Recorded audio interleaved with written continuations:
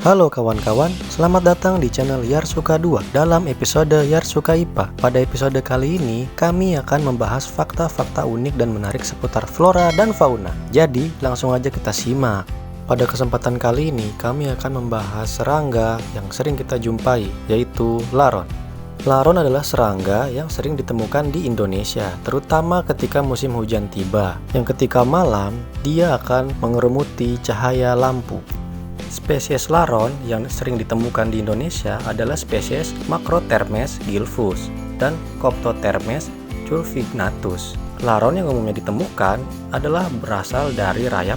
Laron dapat ditemukan di berbagai habitat, termasuk hutan, padang rumput, dan bahkan di daerah perkotaan. Mereka lebih suka hidup di tempat yang lembab dan hangat. Laron dapat ditemukan di berbagai negara, termasuk Indonesia. Mengapa laron suka mengerumuti lampu? Karena laron memiliki fotoreseptor yang sensitif terhadap cahaya, sehingga mereka tertarik ke arah sumber cahaya. Laron memiliki penglihatan yang terbatas, tetapi mereka dapat mendeteksi perbedaan intensitas cahaya. Juga, cahaya lampu dapat berfungsi sebagai penanda navigasi bagi laron atau mencari makanan. Dan mengapa laron tidak senang dengan cahaya api atau cahaya obor? Karena suhu yang terlalu tinggi, sehingga mereka tidak tertarik. Juga kondisi lingkungan yang tidak nyaman. Cahaya api dapat menciptakan kondisi lingkungan yang tidak nyaman bagi laron, seperti kekeringan atau kepanasan. Siklus hidup laron.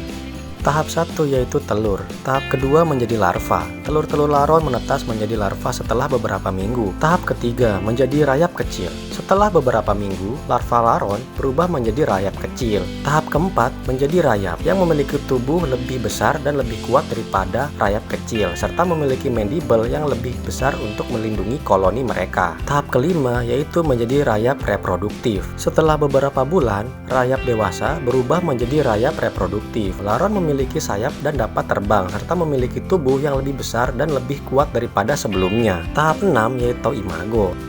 Siklus hidupnya hanya dapat berlangsung beberapa bulan hingga beberapa tahun, tergantung pada spesies dan kondisi lingkungan. Laron dapat mengalami beberapa generasi dalam setahun. Makanan laron. Laron adalah serangga yang memakan makanan bahan organik yang membusuk. Laron memakan kayu yang membusuk, terutama kayu yang lembab dan mengandung banyak lignin. Juga memakan serbuk gergaji yang terbuat dari kayu. Laron juga memakan bahan organik lainnya seperti kulit kayu, ranting, dan daun yang membusuk. Dia juga memakan makanan yang mengandung selulosa seperti kertas, karton, dan tekstil. Inilah mengapa di beberapa kasus ada uang yang disimpan lalu dimakan oleh rayap ataupun laron ini. Dia juga memakan sisa makanan seperti karbohidrat, yaitu gula, tepung, dan biji-bijian. Laron secara ilmiah bukan termasuk hewan hama. Tapi, mengapa merusak kayu dan pepohonan? Laron memang bukan hama dalam arti bahwa mereka tidak memakan tanaman atau merusak struktur tanaman secara langsung. Namun, laron dapat merusak kayu dan pohon karena beberapa alasan, yaitu laron memakan bahan organik yang membusuk. Juga, laron membuat sarang di kayu untuk melindungi diri dari predator dan lingkungan yang tidak menguntungkan. Juga sebagai pengembangan koloni, laron dapat mengembangkan koloni di kayu yang dapat menyebabkan kerusakan pada struktur kayu.